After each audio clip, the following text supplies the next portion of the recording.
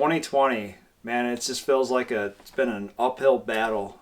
Hurdle after hurdle, one thing after another. Try and shoot a doe. And I shot right over her back. October 10th, I had a shot at a nice 8-point. Sure enough, I hit the shrub. So my confidence went down a little bit more that day. October 23rd came, went in that area, not too far from where I missed him. And sure enough, I had another crack at him. And I watched my arrow fly right.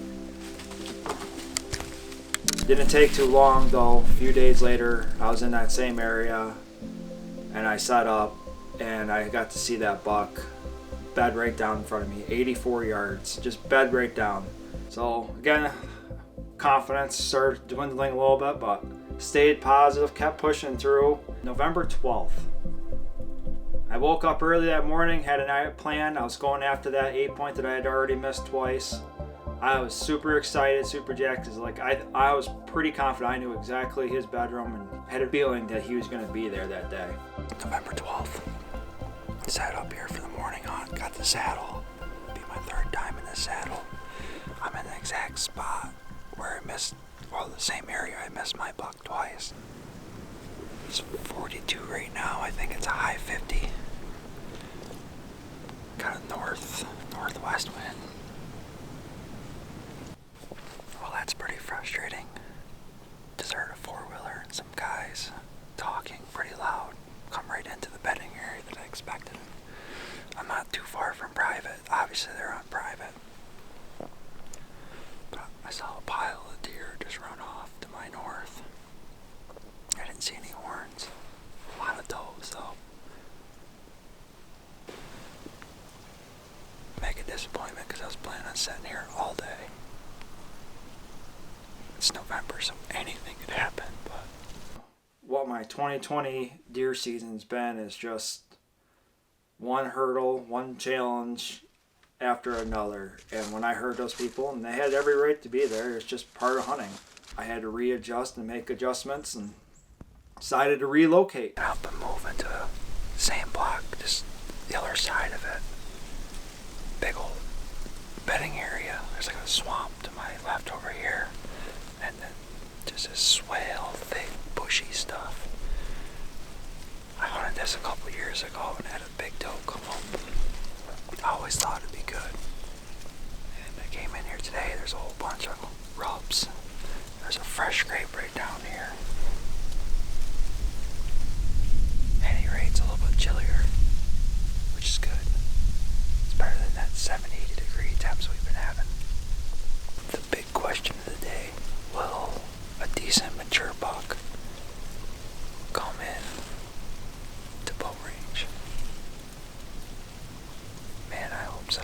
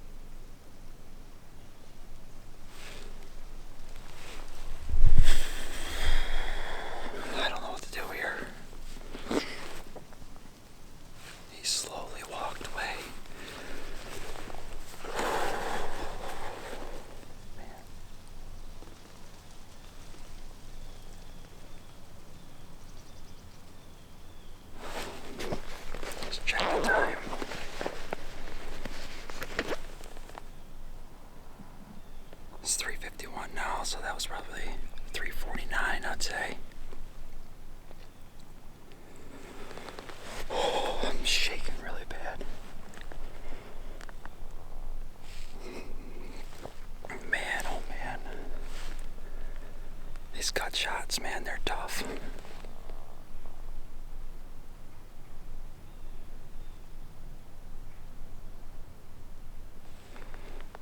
I have to go to work tomorrow. The right thing would do is let this thing sit all night. Well, I'm back in my truck. It's like just about 5 o'clock. I checked my arrow, covered in blood, does have a hint of gut, and there was a pile of gut sitting right there, like just this contents. A bunch of long white hair. Feeling pretty sick to my stomach because it's a nice buck and it was an easy shot. I'm hoping footage is better than, or my hit is better than I thought. I'm gonna check the footage here soon. But definitely gut, but there was a lot of good blood on the arrow. It was covered. Oh. Love deer hunting, but it comes with highs and lows like you never believe. Between the grind of just going out every day, pushing, trying to figure out where to be, to the lows of the lows of possibly losing a buck or wounding a buck and making them suffer. Like, that's what I'm really upset about right now, is that, like, this is a gut shot. It's 100% lethal. It's just recovering it. Could go anywhere without a blood trail. Debating whether I should call dog tracker.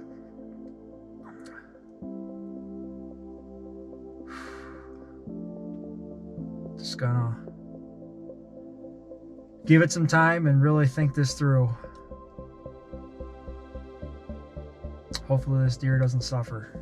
That's my biggest concern.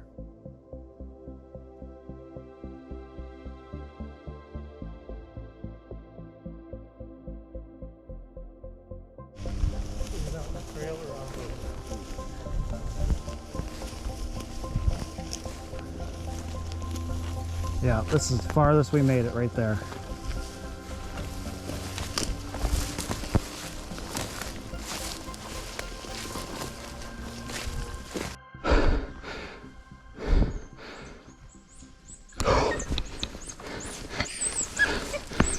Oh, oh. He's down. Thank you.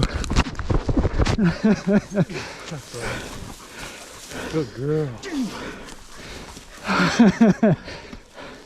And I love that shit. I know. I'm glad you came, man. Because we probably would have found it, but not like that. Good girl. Good girl. You know, good. We're smart as hunters. We think we know where the deer went. Of course the deer went into the woods over there, didn't it? Right? Of course it did. Well, that's right all. This right here is skinny, just like that here. We're right across the field into those woods. It hasn't made any sense since we started.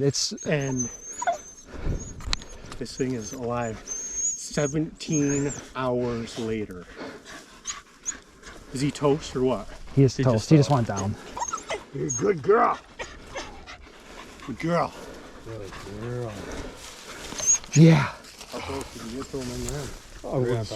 Yeah, I was, yeah. Well, so I smelled him.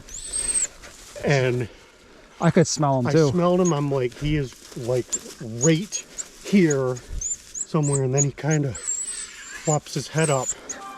And all you see is these fucking horns.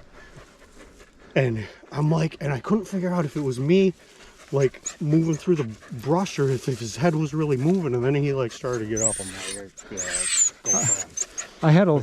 He had some problems. I was getting, like, I started getting away from you because I'm like, I didn't want to put my scent back in there. How did she run that out there through the middle of the field? So I saw one drop of blood in the middle of that. She ran that awesome. One drop of blood. This is the best tracking conditions. Best of the whole year right now. Wet nose, cold. Good girl. Good girl. Yeah. Good girl.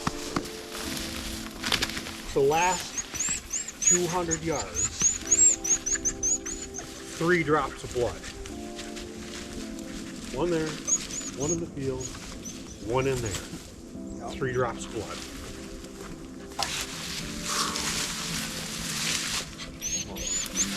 Boy, oh boy. Public land. Buck. That's a beautiful buck. That is a beautiful, beautiful buck. He's an old deer too. Look at him. Look at that nose. I just wish I knew his story. Just a dream public land buck.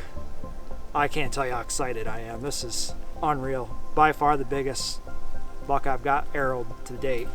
Third sit out of the Arrow Hunter Merlin saddle. What a game changer for me. I've never hunted out of saddle, but man, that is so much lighter. You want to go on tracks that you believe are recoverable deer. Right. And this one I truly believed was recoverable. And, you know, just based on a gut shot, he's gonna die. Yeah. You just gotta find him. Gut shots are notorious, difficult. They're difficult tracks for people because they're not good bleeders, you know? And so we as hunters think, you know, it's hard for us to believe the dog, you know, because we think we know where the deer ran or whatever. And if his hind leg isn't clipped, I don't think you have half of that blood trail.